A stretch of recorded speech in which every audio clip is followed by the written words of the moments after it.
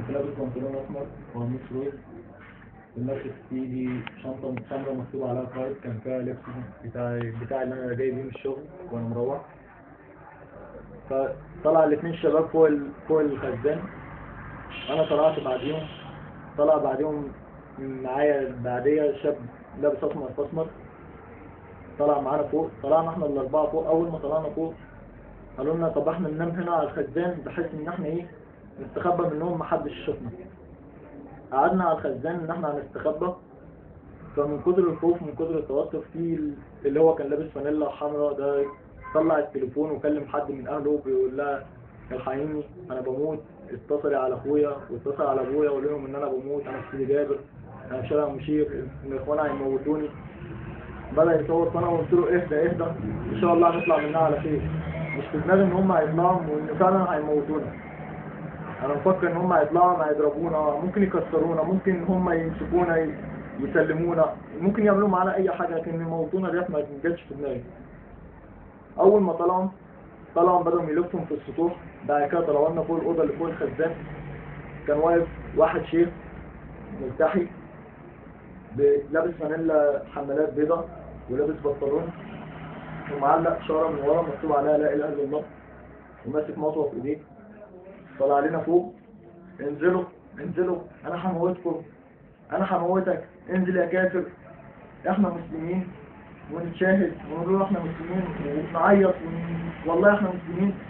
وفي اللي معايا بيقول له والله انا من الاخوان، انا تبع مرسي. بيحاول ان هو بيكذب عشان خاطر عايز ينجى من الموت. احنا كلنا كنا نفسنا ننجى من الموت، احنا لسه صغيرين، ما فيش واحد فينا عمل اي حاجه عشان خاطر ان هو يحصل معاه كل الكلام ده. طلع علينا واحد فوق الخزان. اول ما طلع زق واحد مننا، ببص لقيته واقع قدامي، واقع من فوق الخزان، واقع في السطح. انا شفت المنظر، انا مش مصدق ان في حد واقع مننا، ان الحد ده واقع غبيا، ان هو ممكن يكون واقع على راسه مات. اول ما شفت المنظر بقيت في حاله ذهول. لقيته بيطلع الموبايل من جيبي، فبقول له والله انا ماليش دعوه، انا مخلص شغل هنا ومعدي، انا ماليش دعوه، والله انا مش تبعهم، ده انا تمريض، ده الموبايل بتاعي، انا معيش اي حاجه. قال لي فين السلاح اللي معاك؟ قلت له والله ما معايا سلاح. خد الموبايل مني وراح رامي الموبايل. بعد كده راح كان في واحد واقف ورايا، واحد مننا واقف ورايا، ببص عليه ما لقيتش اللي كان واقف ورايا، كان واقف جنبي ما لقيتهوش مره واحده، ما اعرفش راح فين. بعد كده عرفت ان هو اتزق هو كمان ومات، الله يرحمه. اللي كان لابس اسمر في اسمر بيقول له يا صاحبي احنا مسلمين والله، واحنا من هنا، احنا من تبع المنطقه، احنا مسلمين والله. انتوا الاربعه ما تعرفوش بعض او الخمسه ما تعرفوش؟ اول مره نشوف بعض، كان فوق السطح في المكان ده، ما جمعناش الا غير المظاهره دي. احنا اول مره نشوف بعض. فبقول له انزل بقى ما موتك. قال له خلاص انا نازل انا نازل. بقول له خلاص انا نازل. راح نط شده من ايده، جايبه في فوق الاوضه اللي هي فوق السطوح، جابه عليها. اول ما نزل الشيخ اللي هو بداني ده راح مناوله على طول بالمطوه في بطني. شفت الدم صراحه، انا ساعتها انا اتشهدت ان انا ميت. انا اول ما لقيت الدم انا اتشهدت ان انا ميت. يعني اول واحد كان بيضرب الشيخ؟ اول واحد ضرب فيهم الشيخ، اول دم شفته الشيخ. بعدها اللي هو كان بيزقني من فوق ضربني بحديده على دماغي. انا الضربه جت على دماغي جابت دم. بعدها هما بيزقوني، زقوني رحت نازل. كان مواسير اللي احنا دوسنا عليها واحنا طالعين اتكسرت مننا واحنا طالعين، مواسير الخزان فاتكسرت فوقعت. بعد كده الشيخ راح موقفني مسكني من هنا، وكان في شاب كان لابس قميص لونه زهري وبنطلون اسمر، قعد يقول لي مين اللي مقبضك يا كافر. قلت له والله انا مسلم، والله انا ليا دعوه، والله انا شغال هنا وبطلع المحفظه بتاعتي. خد المحفظه مني. بقول له والله انا ما خدت، والله ما ليا دعوه بيهم، ماليش دعوه باي حد، والله انا مسلم. وبدات اتشاهد. الشيخ راح مسكني يا كافر يا كافر، ونزل الضرب على دماغي بالمطوه. هو نفس الشيخ اللي ضرب زميلي اللي كان لابس اسمر، هو نفس الشخص اللي ضربني على دماغي. نزل ضرب على دماغي. ضرب بايه بقى؟ بيضرب بايه؟ بالمطوه اللي كانت في ايدي. بالمطوه. دماغي بدات تجيب دم، بيزقوني عشان خاطر يرموني من فوق الاوضه. فمسكت في المواسير ونزلت، كان في سلالم هم عاملينها اصحاب العماره عاملينها عشان خاطر يطلعوا من الخزان فوق، حديد مغروس كده في الحيطه. نزلت عليها لحد ما نزلت تحت، قابلني واحد اول ما نزلت راح ضاربني بشومه على راسي. الدم زاد من دماغي. بعد كده راح ضايقني على السلم. اول ما دخلت لقيت واحد موجود بيتضرب. انا ما اعرفش مين ده، انا فكرت اللي كان لابس اسمر بس انا مش واخد بالي عشان خاطر الدم، مش عارف مين اللي بيتضرب. في واحد كان بيتضرب. ده بعد ما نزلت؟ بعد ما دخلت السلم. فترة نزول السلم كلها شايفهم طول ما هم نازلين قاعدين بيكسروا في ازاز في العماير في العمارة اللي احنا فيها، قاعدين بيكسروا في ازاز بتاع ابواب، ازاز بتاع شباك منور، هم بيكسروا في ازاز. وكل اللي يقابلني لازم يضربني بحاجة، بيديني يد، يضربني بأي حاجة. طب انت كنت نازل على السلم ولا في حد ماسكك بيجرك ولا؟ لا انا كنت بتزقع على السلم في اول دور. بعد كده في واحد قلت له انا اعرفك، انا شفتك قبل كده، انا اعرفك، انا قابلتك في الجيش قبل كده. قال لي تعرفني؟ تعالى بس انت معايا في امان ما تقلقش. فهو واخدني ماسكني كده. جه واحد راح ماسكني من البنطلون اللي ورا، مش مد ديب جيبي، خد مني الفلوس اللي كانت معايا. انا شايفه هو بياخدها ما قدرتش اتكلم. خد الفلوس اللي كانت معايا ما اتكلمتش. واحد من المجموعة دي ولا؟ واحد من المجموعة اللي هي حواليا دلوقتي عدد ياما، انا في وسطهم، انا ما اعرفش مين اللي بيمد ايديه عليا، مين اللي بياخد كل ده وانت نازل على السلم؟ كل ده وانا نازل على السلم. نازل ماشي ولا برضه نازل بتزق ولا بزق وبتضرب طول ما انا نازل. طول ما انا نازل انا بتضرب على السلم. فاللي ماسكني بيحاول ان هو في حد ماسكك يعني ولا؟ اللي ماسكني بيحاول يحميني منهم، بيقول لهم خلاص يا جماعه، خلاص ننزل لحد ما ننزل. ده شاب زيك ولا؟ شاب منهم اسمراني، كان مليان شويه، مش ملتحي، مش مربي دقن. بيقول لي انت معايا في امان. لحد ما وصلنا تحت عند باب العماره، واحنا قدام باب العماره بالظبط لقيت في واحد داخل سيف في ايديه وداخل، والله لا قتلك يا كافر، والله لا قتلك يا كافر، وداخل عليا ان هو عايز يضربني. اول ما شفت السيف جاي ارجع ورا، هو الشباب بيحاولوا يمنعوه، بيقولوا له خلاص عملتوه بره، فهو مصمم ان هو يموتني. واحد شكله ايه ولا كان لابس ايه ولا شيخ يعني ولا ده ولا من غير ده؟ لا كان من غير ده. من الخوف انا عايز اجري من السيف. انا السيف ده لو نزل عليا هيجيبني من السيف. يعني اشكال الناس دي تبان ناس محترمه ولا ناس لا بلطجيه ولا؟ مفيش واحد فيهم شكله محترم. مفيش واحد فيهم شكله محترم. من اول الشيخ اللي كان بيضربنا فوق لحد اللي ضربني بالشومه، مفيش الا غير يعني هما 2 3 اللي لابسين لبس نضيف، الباقيين كلهم اللي لابس هدوم قديمه، هدوم مقطعه، اللي لابس خلع فانيلته، لابس فانيله محملات او مش لابس هدوم، كلهم شكلهم بلطجيه. مفيش حد فيهم شكله محترم. بيحاولوا يمسكوه ان هو ما يضربنيش بالسيف، زقوه ان هو من كتر قوته من كتر الغل اللي فيه زق الخمسه اللي قدامه ودخل فبيضربني، فجيت ظهر السيف جه على كتفي، ضربني على كتفي. وانا بطلع السلم واحد راح ضربني بالمطوه هنا، مقطع لي في المنطقه ديت. لما رحت المستشفى عرفت ان هو قطع لي المنطقه ديت 15 غرزه هنا، وعامله لي تهتك في العضلات والاربطه.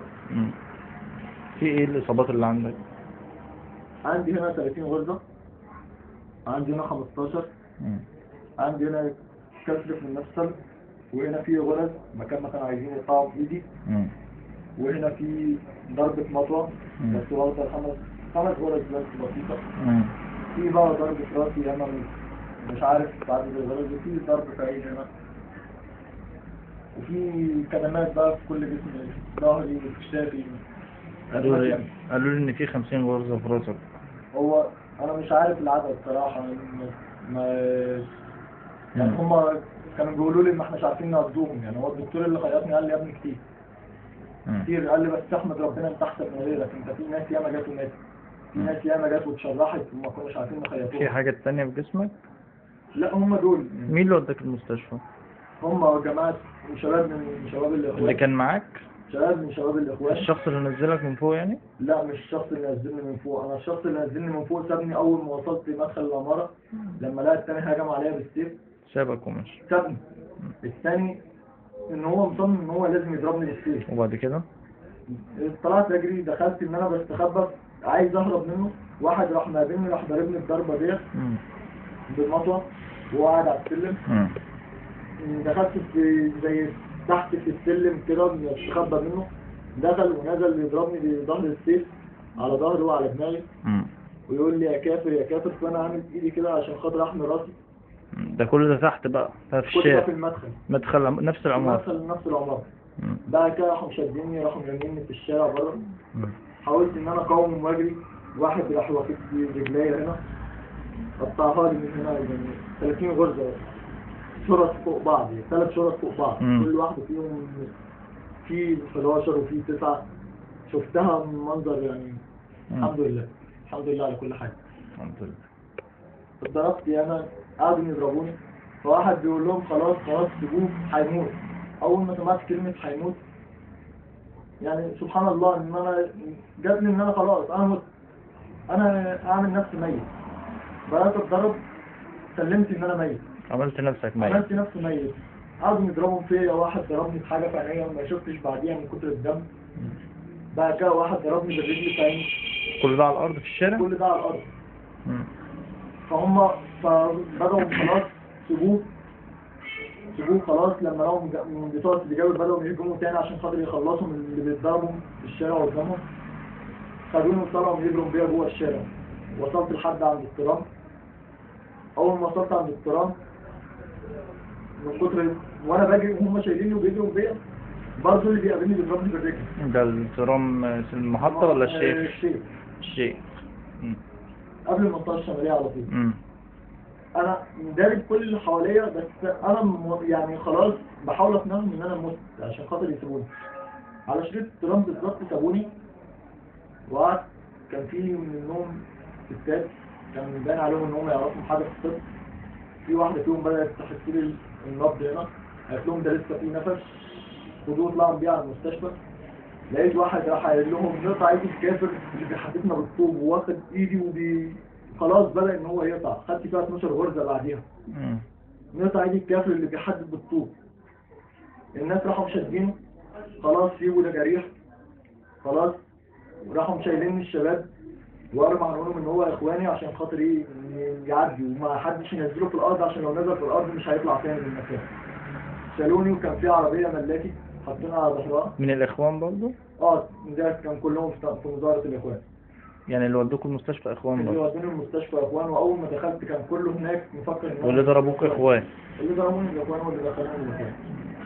دخلت المستشفى، اول ما دخلت جوه طول ما انا على ظهر العربيه في واحد بيجري مع العربيه ساندنا على ظهرها، بيقول لي شاهد امن توب ارجع لربنا. نفس الكلام اللي كانت بتقول لي الواحده اللي هي هناك وانا واقع في الارض، بتقول لي توب لربنا، ارجع لدينك، اتشاهد، محدش هينفعك، اتشاهد. بدأت ان انا الفظ لفظ الشهاده عشان اعرفهم ان انا مسلم. يعني حرام ان هم بيعملوه فيا، برضه ما حدش كان بيسمع للشهاده، ولا حد كان يهمه ان انا مسلم او يهودي او مسيحي مهما كانت ديني. انا بتضرب لشخص ان انا واحد ضد مرسي، واحد بيحدث طوب وبيقول لا مش عايز مرسي، واحد بيحدث طوب بحدث طوب لان هم كانوا بيموتوا واحد تحت فانا بحدث طوب عليهم. مم.